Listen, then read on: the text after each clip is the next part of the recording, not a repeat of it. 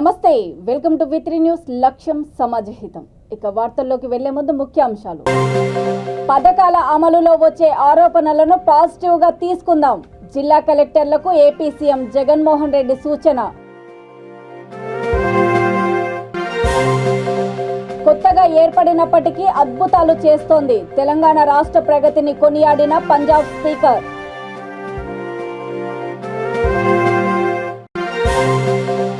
Digital విద్య కోసమే ట్యాబ్ల పంపిణీ. P Gannavaram MLA Kondeti Chittibabu.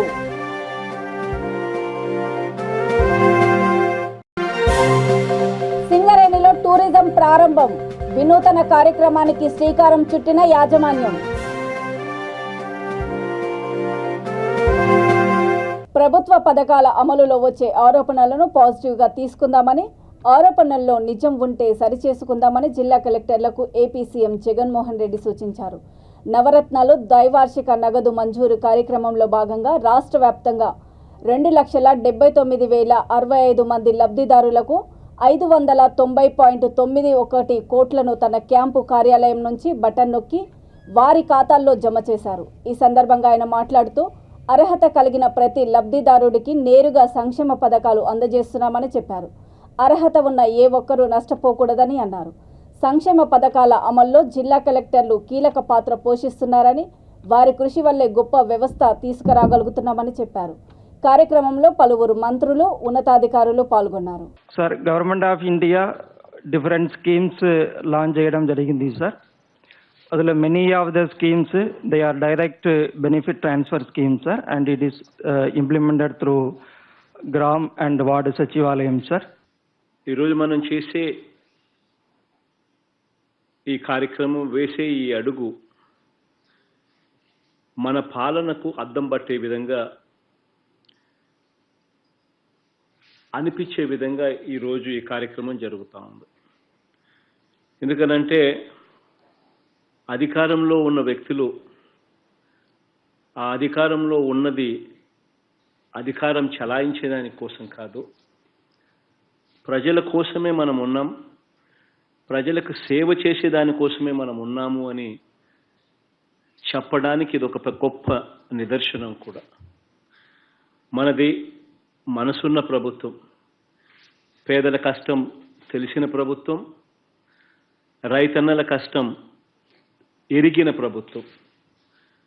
అందుకే ఏ ఒక్కరికైనా కూడా, ఏ ఒక్క కారణం చేతైనా కూడా వారికి రావాల్సిన అర్హత ప్రకారం వాళ్ళకి రావాల్సిన ఏ పథకమైనా కూడా వాళ్ళకు ఒకవేళ అందలేకపోతే, ఏ కారణం చేతైనా కూడా అందలేకపోతే, పొరపాటున ఏదైనా అందలేకపోతే వాళ్ళెవ్వరూ కూడా కంగారు పడాల్సిన పనే లేదు అని చెప్పి ఒక భరోసానిస్తూ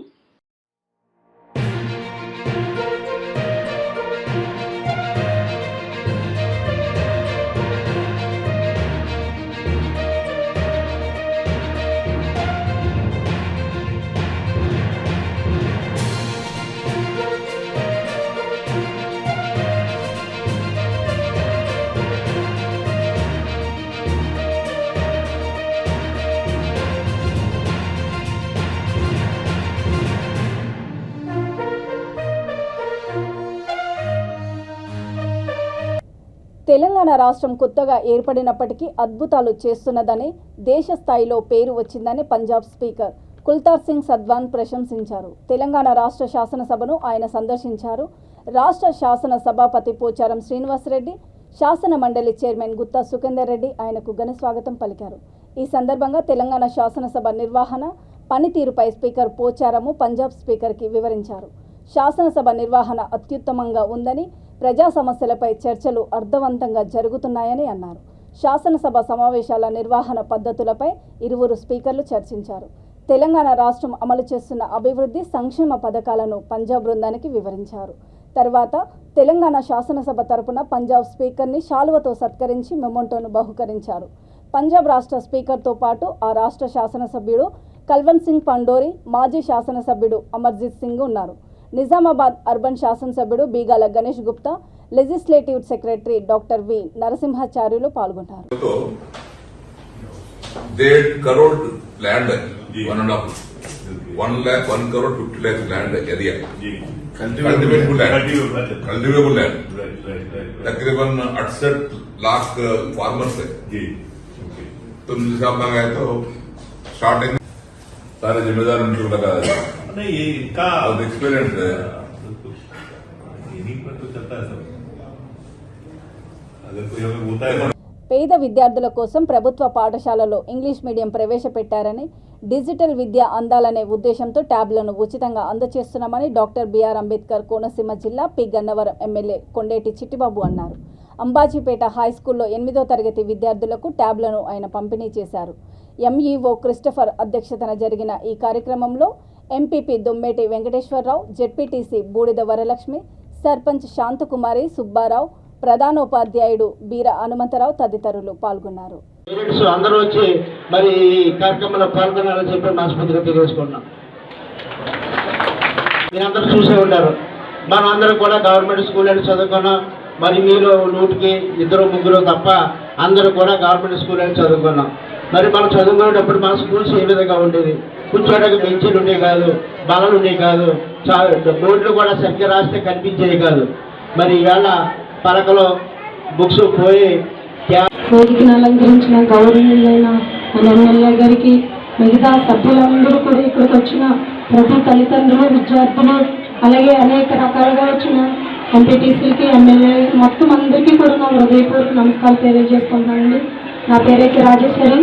ఈ హై స్కూల్ అయితే మా అమ్మాయి 8th క్లాస్ చదువుతుందండి, శకుంతలాదేవి. నిజంగా ఈ రోజున మా పిల్లలు మేము చదివిస్తున్నామంటే మన సీఎం జగన్మోహన్ రెడ్డి గారు ఎంతగానో రుణపడి ఉండాలండి. సుపరిపాలన అందిస్తున్న జగన్మోహన్ రెడ్డి గారు పేద విద్యార్థుల పట్ల, పేదల పట్ల మరి ఏ విధంగా దయ చూపుతున్నారో మీరు ఒక్కసారి గమనించాలి.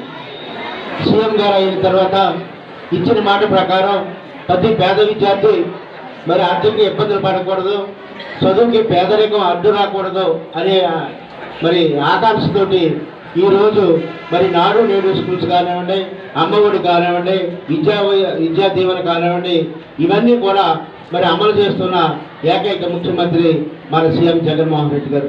మరి ఇటువంటి ట్యాబ్ల పంపిణీ కార్యక్రమాలకి అధ్యక్షత వహించిన ఎమ్మెల్యే గారికి, హెచ్ఎం గారికి, జడ్పీటీసీ గారికి, ఎంపీపీ గారికి, మార్కెట్ యార్డ్ చైర్మన్ గారికి, వైస్ చైర్మన్ గారికి, అలాగే ఎంపీటీసీ సమైక్య వైఎస్ఆర్పీపీలు, అలాగే సర్పంచులు, వేదిక మీద ఉన్న మా వైఎస్ఆర్ కుటుంబ సభ్యులు, అలాగే బ్రాహ్మణ్ కార్పొరేషన్ చైర్మన్ మన మెంబర్ గారైన శ్రీనివాస్ గారికి, తల్లిదండ్రులు, విద్యార్థులు, సొసైటీ అధ్యక్షులు, ప్రతి ఒక్కరికి పేరు పేరున ధన్యవాదాలు.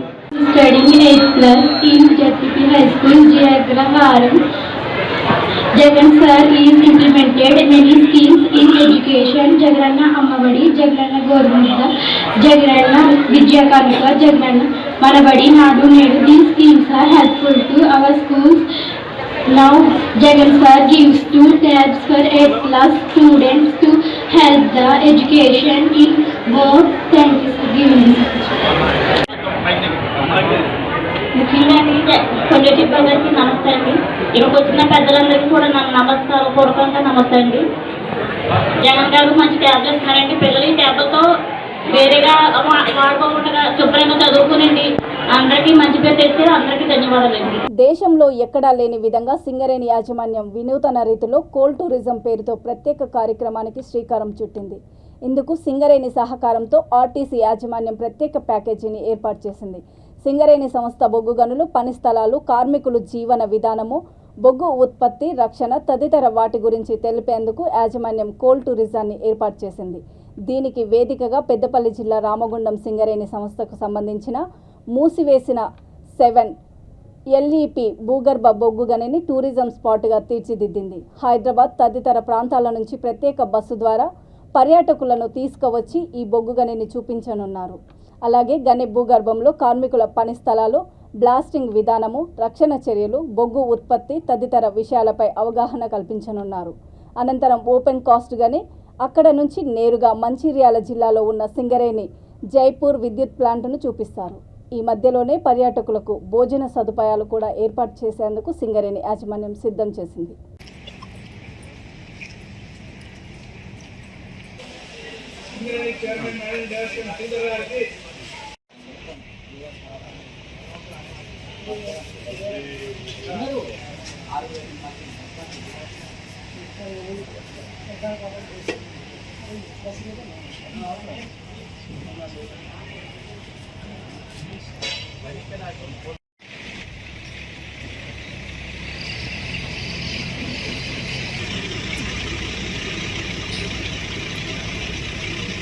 బ్లాక్ లైన్ తోనే పక్క జరగదు కానీ ట్రైన్ తో పక్క జరుగుతుందా?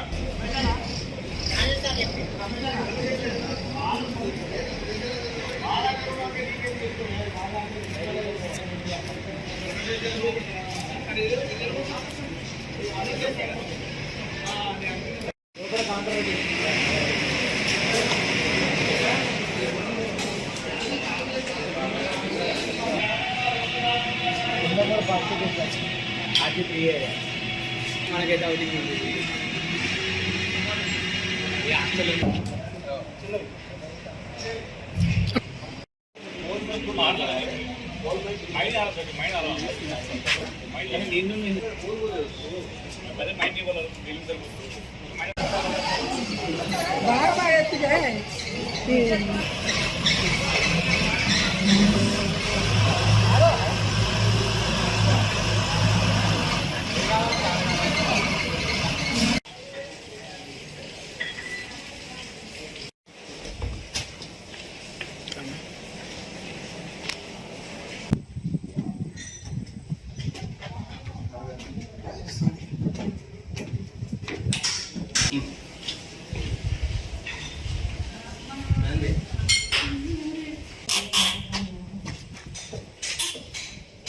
లైట్ డౌన్ చేయరా సార్?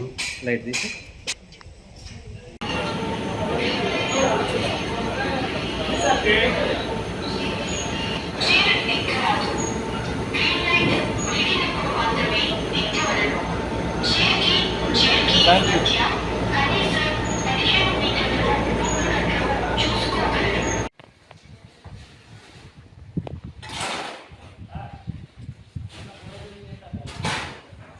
ఎట్లా అంటే వచ్చేటప్పుడేమో అన్ని అటు సైడ్ పెట్టు యారో వెళ్ళేటప్పుడు ఇట్లా ఇటు పెట్టు. Okay sir. ఎందుకంటే నువ్వు మీద 3 టాప్ కింద 10 ఉంటాయి. 70 నువ్వు లెక్క పెట్టు 134 సంవత్సరాల సుదీర్ఘ చరిత్ర కలిగినటువంటి సింగరేణి యాజమాన్యం ఇవాళ మరో ముందడుగు సింగరేణి వ్యాప్తంగా ఉన్నటువంటి 6 జిల్లాల్లో RG2 పరిధి గోదావరి ఖండంలో ఉన్నటువంటి 7LP మైన్ గత సంవత్సరం ప్రొడక్షన్ బంద్ చేసి మైన్ మూసివేయబడినటువంటి మైన్ని గౌరవనీయులు పెద్దలు సంస్థ chairman managing director N Sridhar garu నిర్ణయం తీసుకొని సింగరేణిలో ఉన్నటువంటి కార్మికుల పరిస్థితుల్ని అండర్గ్రౌండ్ల పరిస్థితిని తెలియజేసే విధంగా టూరిజం డిపార్ట్మెంట్ అండ్ TSRTC వారు సంయుక్తంగా నిర్వహిస్తున్నటువంటి కార్యక్రమం కార్మికుల యొక్క పరిస్థితిని ఏ విధంగా ఉందని తెలియజేయడానికి మ్యూజియం ద్వారా పర్యాటక కేంద్రం ద్వారా కార్మికులకు ప్రజలకు తెలియజేసే విధంగా నిర్ణయం తీసుకోవడం జరిగింది. వారికి కృతజ్ఞత తెలియజేస్తూ ఉన్నాం. అట్లాగే ఓపెన్ కాస్ట్ మైన్లో ఏ విధంగా ఉత్పత్తి వస్తుంది, మన జైపూర్ పవర్ ప్రాజెక్టులో ఏ విధంగా ఉత్పత్తి చేస్తారు పవర్, అట్లాగే రిస్క్లో ఉన్నటువంటి కార్మికుల్ని ప్రజల్ని నీటిలో ఉన్నటువంటి ఇబ్బందులు ఉన్నటువంటి పరిస్థితుల్లో రెస్క్యూ డిపార్ట్మెంట్ ఏ విధంగా పనిచేస్తాయని తెలియజేయడానికి ఈ యొక్క మ్యూజియం పర్యాటక కేంద్రం పనిచేస్తుంది. కాబట్టి ఈ నిర్ణయం తీసుకున్నటువంటి RTC వారికి అట్లాగే మా చైర్మన్ అయినటువంటి శ్రీధర్ గారికి కృతజ్ఞత తెలియజేస్తా ఉన్నాం. నల్గొండ జిల్లా నకరికల్లులో చేపట్టిన 100 పడకల ఆసుపత్రి నిర్మాణ పనులను జిల్లా కలెక్టర్ వినయ్ కృష్ణారెడ్డి పరిశీలించారు. అనంతరం ప్రభుత్వ ఆసుపత్రిని ఆకస్మిక తనిఖీ చేశారు. ప్రభుత్వ ఆసుపత్రిలో పలువురు సిబ్బంది విధులకు గైర్హాజరైనట్లు గుర్తించి విధుల పట్ల నిర్లక్ష్యంగా వ్యవహరించిన సిబ్బందిపై శాఖపరమైన చర్యలు తీసుకోనున్నట్లు వెల్లడించారు. అనంతరం నకరికల్లో నిర్మాణంలో ఉన్న 100 పడకల ఆసుపత్రి నిర్మాణ పనులను పరిశీలించారు. పనులను త్వరితగతిన పూర్తి చేయాలని ఆదేశాలు జారీ చేశారు.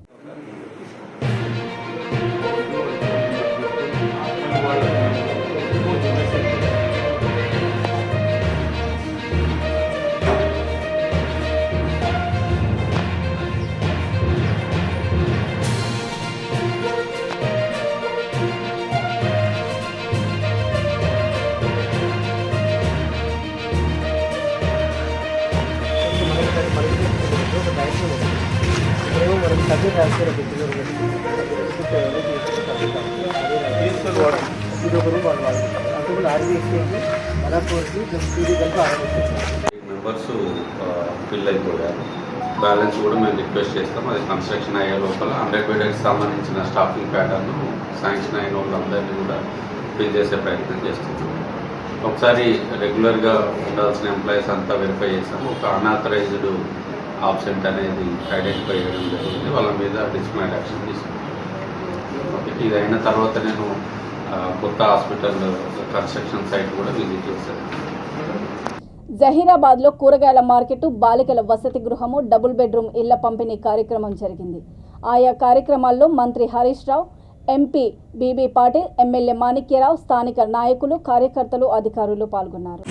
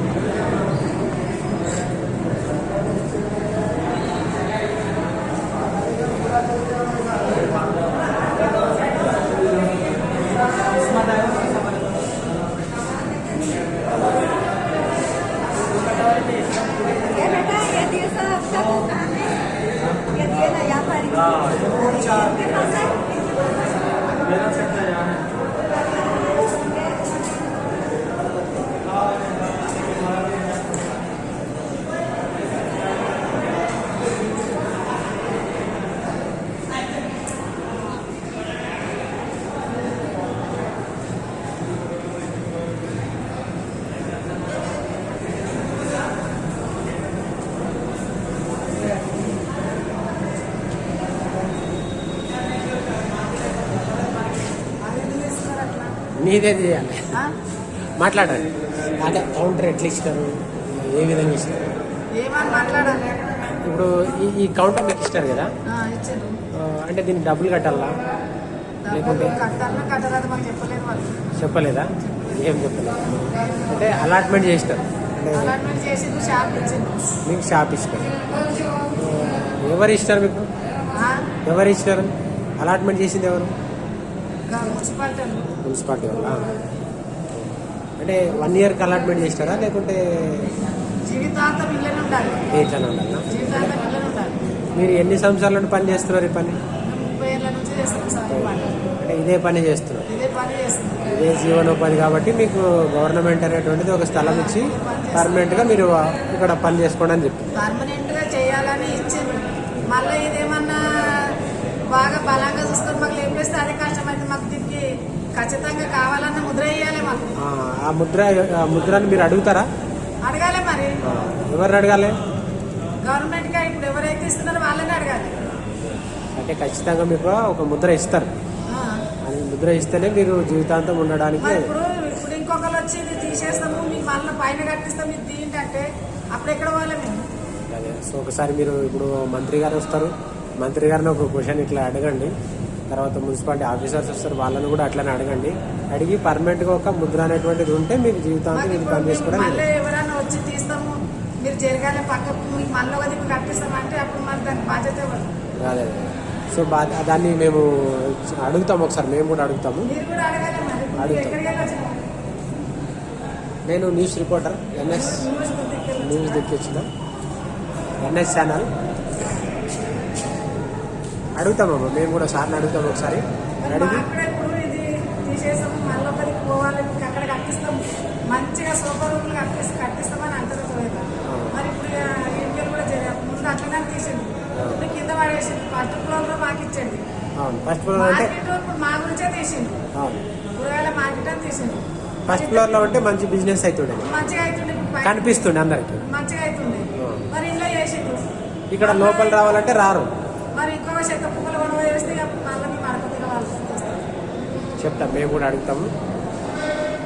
हरीराबाद में बन चुकी 10 करोड़ माफ करना, बीच में और 4 करोड़ दिए कब पड़े तो 10 करोड़ रुपए से इतना सुंदर मार्केट बन गया. అంటే ఎవరైనా జైరాబాద్ లో కూరగాయలు కొనుక్కోవడానికి పోతే పండ్లు కానీ, పూలు కానీ, కూరగాయలు కానీ, మాంసం కానీ, చేపలు కానీ అన్ని ఒకే దగ్గర దొరికేటట్టు ఇంటిగ్రేటెడ్ మార్కెట్ 10 కోట్ల రూపాయలతో జహీరాబాద్ లో కట్టడం జరిగింది. నేను सिद्धिपेट कटिया लेकिन वहाँ 6 करोड़ से बनाए. उससे ज्यादा पैसे लगा के आज जहीराबाद में 10 करोड़ रुपए से beautiful veg non veg market आज इनाग्रेशन करने वाले. यहीं से वहीं जाएंगे. इतना शो आ गए, जहीराबाद शहर को कुछ शो आ गए, ये रोड को बहुत शो आ गए. అంత అద్భుతమైనటువంటి మార్కెట్ కట్టుకున్నాం. పార్కింగ్ సౌకర్యం కానీ అక్కడికి వెళ్ళి అందరూ కూడా జహీరాబాద్ ప్రజలు చక్కగా కూరగాయలు కానీ పండ్లు. आज शादी मुबारक भी हो. अभी आज 18 करोड़ रुपए से माइनॉरिटी रेजिडेंशियल स्कूल भी अभी हम इनाग्रेशन करने वाले हैं. जो अलगोल में पहले बच्चों का इनाग्रेट करे, आज बच्चियों के लिए भी 18 करोड़ से इंग्लिश मीडियम का रेजिडेंशियल स्कूल अभी इनाग्रेशन कर रहे हैं. इतना अच्छा काम सेवा आपके लिए हो रहा है, ये आप सब जानना चाहिए. మరి అదేవిధంగా ఈరోజు మా పద్మశాలి సమాజం, మా జనార్దన్ అన్న అయితే నన్ను నిద్రపోనిస్తలేదు. మాకు మంచి జాగ కావాలని మా జనార్దన్ అడిగితే ఇలా పద్మశాలి సమాజానికి కూడా మంచి జాగ ఇస్తున్నాం. బిల్డింగ్ కట్టడానికి డబ్బులు కూడా ఇస్తా ఉన్నాం. ఇప్పుడే ఇది కాగానే ఆ సర్టిఫికెట్ కూడా ఇస్తాం. ఆర్యకట్క సంఘం వాళ్ళు కూడా చాలా రోజుల నుంచి మా అన్నగారు అడిగితే ఇలా ఆర్యకట్క సంఘానికి కూడా మంచి స్థలము డబ్బులు కూడా ఇవాళ ఇవ్వబోతా ఉన్నాం. మా విజయ్ వేస్తున్నాడు ఇక మా సంగతి ఏంటని.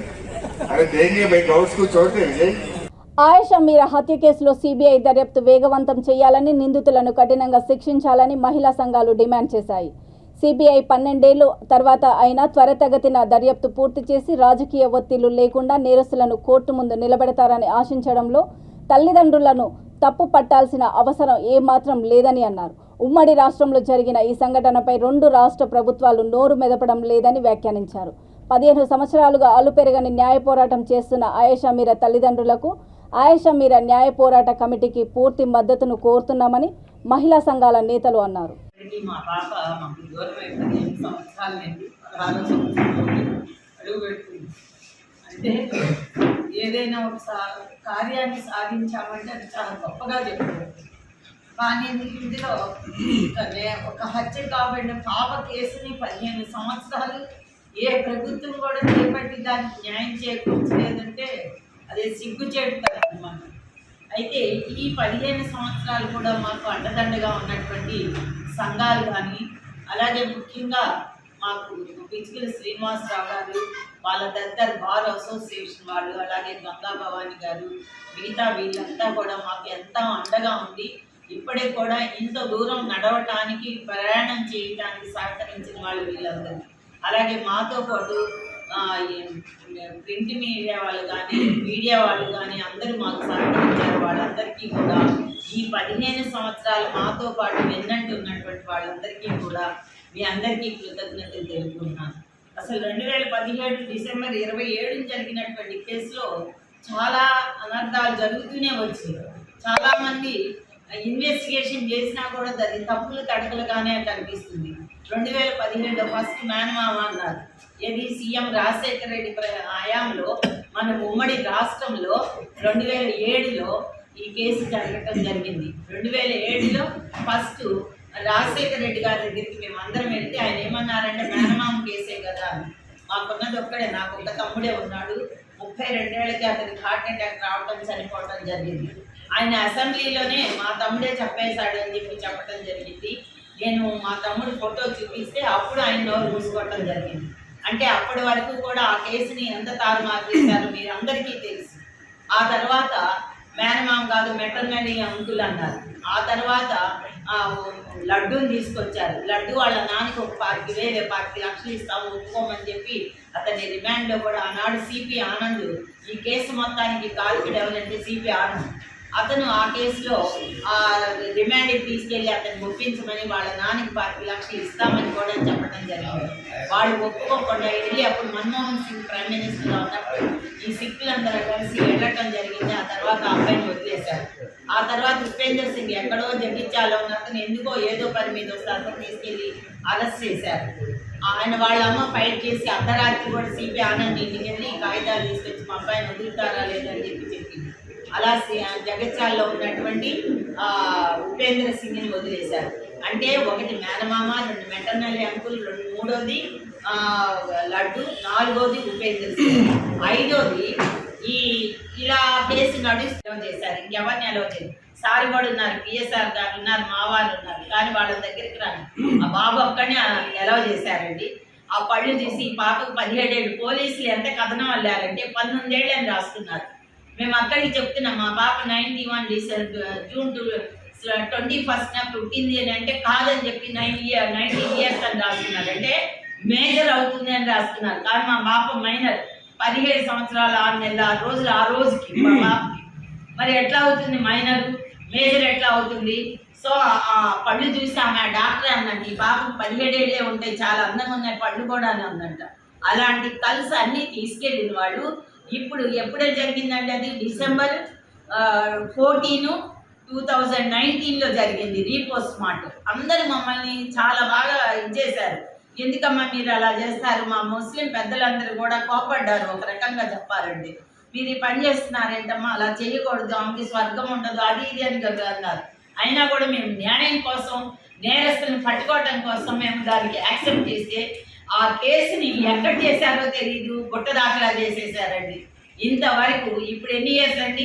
3 ఇయర్స్ కంప్లీటెడ్, 4th ఇయర్ ఇది.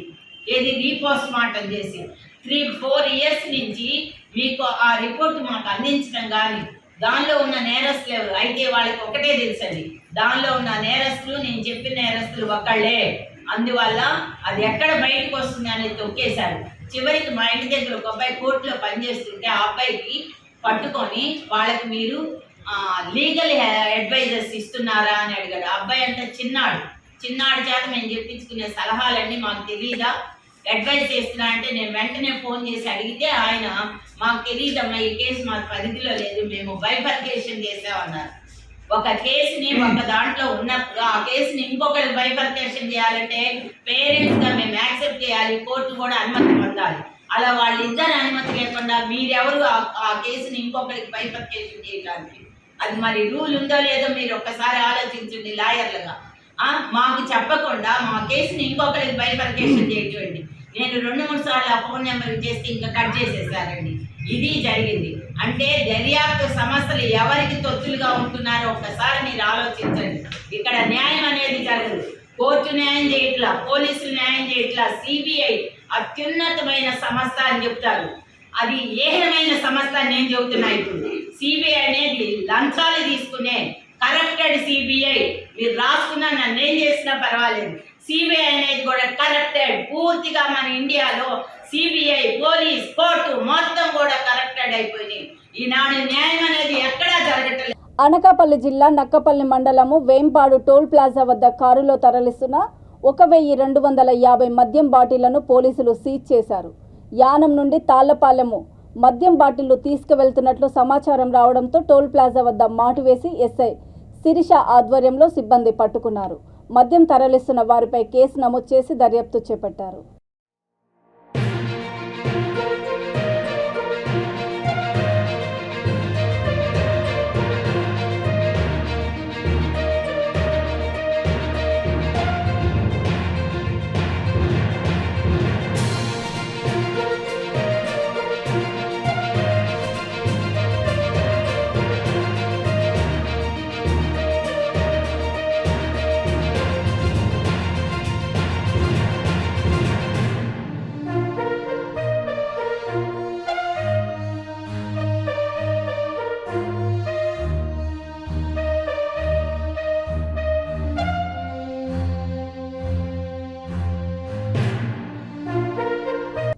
అనకాపల్లి జిల్లా పారవాడ జవహర్లాల్ నెహ్రూ ఫార్మాసిటీలోని లారెస్ పరిశ్రమలో జరిగిన ప్రమాద సంఘటన స్థలాన్ని పరిశీలించడానికి జనసేన పిఎసి సభ్యుడు కోన తాతారావు జనసేన నాయకులు పరామర్శించడానికి వచ్చారు. పోలీసులు అడ్డుకోవడంతో వాళ్ళంతా వెనుతిరిగారు. ఈ సందర్భంగా కోన తాతారావు మాట్లాడుతూ పరిశ్రమలో భద్రతా ప్రమాణాలు పాటించకపోవడం వల్లే తరచూ ప్రమాదాలు జరుగుతున్నాయని ఆరోపించారు.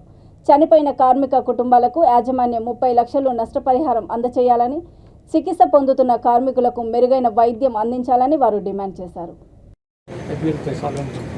మనకి సాల్వెంట్తో హ్యాండిల్ చేసుకునేటప్పుడు కెమికల్ మన కంపెనీ తరఫు నుంచి తీసుకోవాల్సిన ప్రికాషన్స్ ఎంత తీసుకోవాలో, అలాగే చేసే పర్సన్స్ కూడా వాళ్ళు కూడా అవగాహనతో వాళ్ళు కూడా చేయాలండి. అంటే నేను తప్పు వాళ్ళని తప్పట్లేదు, ఎందుకంటే ముందు చేయాల్సి ఉండేది. వీళ్ళకి మనం 100% వాళ్ళకి, ఎందుకంటే మా కంపెనీ ఇవ్వాలి వాళ్ళు అప్పుడు చాలా దారుణంగా ఉంది. అది అంటే ఎవరు వాళ్ళ మేనేజ్మెంట్ స్టార్ట్ని బట్టి వాళ్ళు వెళ్ళిపోతూ ఉంటుంది. బట్ మా మేనేజ్మెంట్ అయితే మాత్రం ఆ టైంలో 10-11 మంది పనిచేస్తున్నాను సంవత్సరం. ఆ బ్లాక్లో మొత్తం ఎంబీసీలో జరిగిందండి. వాళ్ళందరూ డ్యూటీకి వచ్చారు. ఆయన డ్యూటీ అయింది 5 అండి. మాకు హెడ్ కౌంట్ 5 అయ్యారు. 5లో 4 ఎక్స్పైర్ అయ్యారు. ఒక హాస్పిటల్ ట్రీట్మెంట్. మిగతా అందరూ ప్లాంట్లుగా డ్యూటీకి వచ్చారు. ఇవాళ వాళ్ళందరూ బాగున్నారు. కాదు 2 నెంబర్స్ కాంట్రాక్ట్, 3 నెంబర్స్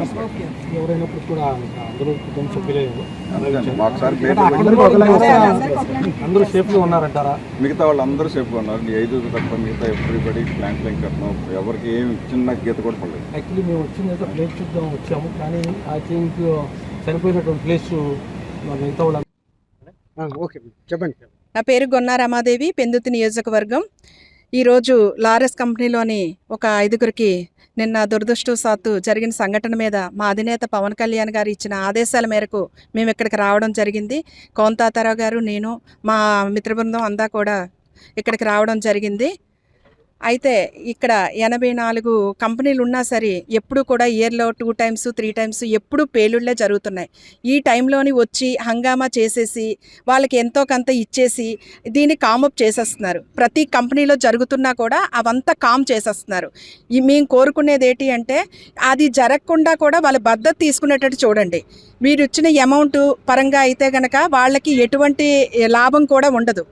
కానీ ఇప్పుడు ఇస్తున్న అమౌంట్ని కూడా ఎవరికైతే బాధితులు ఉన్నారో వాళ్ళ చేతికి డైరెక్ట్గా మేనేజ్మెంట్ వెళ్ళి ఇచ్చే విధంగా కూడా చేయమని చెప్తున్నాం. ఎందుకు అని అంటే ఇందులో చాలా మంది ఇన్వాల్వ్ అయి ఉన్నారు.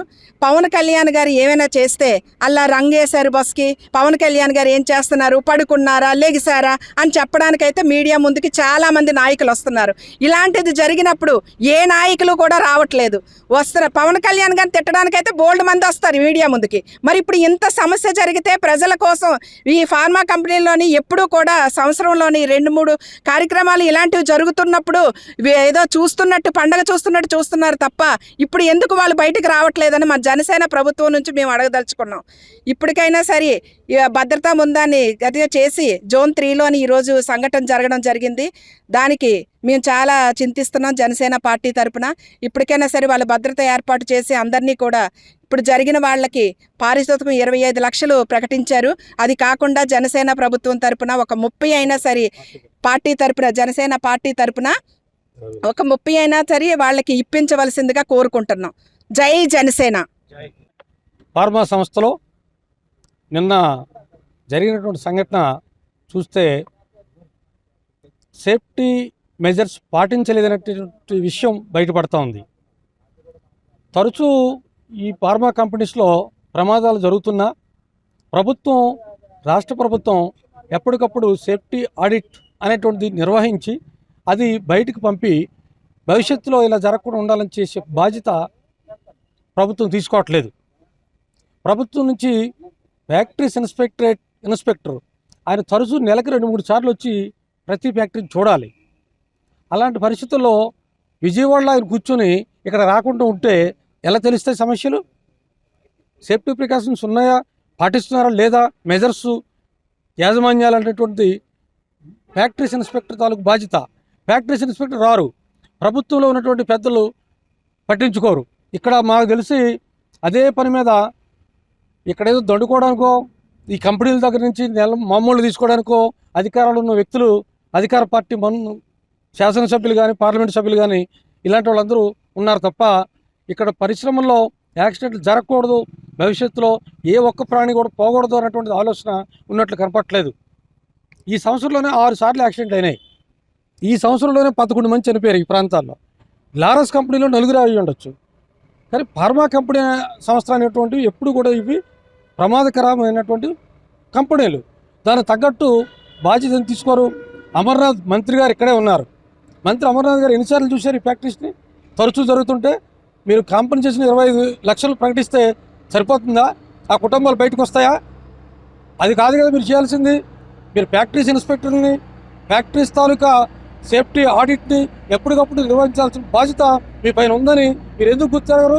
జూబ్లీహిల్స్ నియోజకవర్గం బోరబండ డివిజన్లో బీజేపీ ఆధ్వర్యంలో సరిత కృష్ణ ఫౌండేషన్స్ ఏర్పాటు చేసిన ఉచిత హెల్త్ క్యాంపును పార్టీ సీనియర్ నాయకుడు లంకాల దీపక్ రెడ్డి ప్రారంభించారు. ఈ శిబిరంలో జనరల్ ఫిజిషియన్, ఆర్థోపెడిక్, గైనకాలజిస్టులు రోగులను పరిశీలించారు. ఈ కార్యక్రమంలో Borabanda contestant corporator Srinivas Goud, Borabanda division అధ్యక్షుడు కొత్త వెంకటేష్, రూపకుమార్, చింటూ, కృష్ణమోహన్ కార్యకర్తలు పాల్గొన్నారు.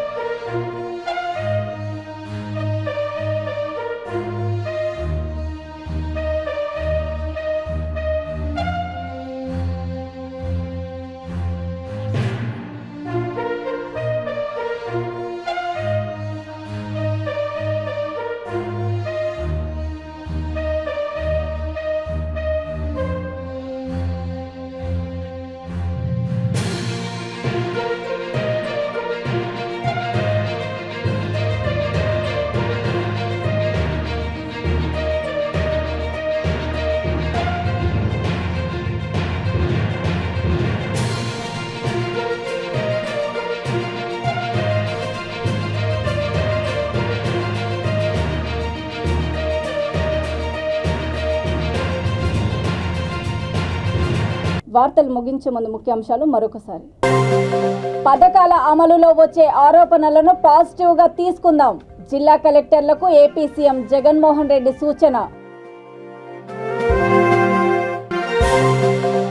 కొత్తగా ఏర్పడినప్పటికీ అద్భుతాలు చేస్తోంది. తెలంగాణ రాష్ట్ర ప్రగతిని కొనియాడిన పంజాబ్ స్పీకర్.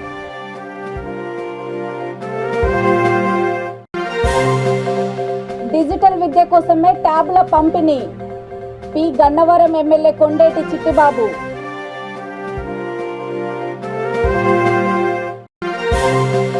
సింగరేణిలో టూరిజం ప్రారంభం. వినూతన కార్యక్రమానికి శ్రీకారం చుట్టిన యాజమాన్యం. చూస్తూనే ఉండండి V3 న్యూస్, లక్ష్యం సమాజహితం.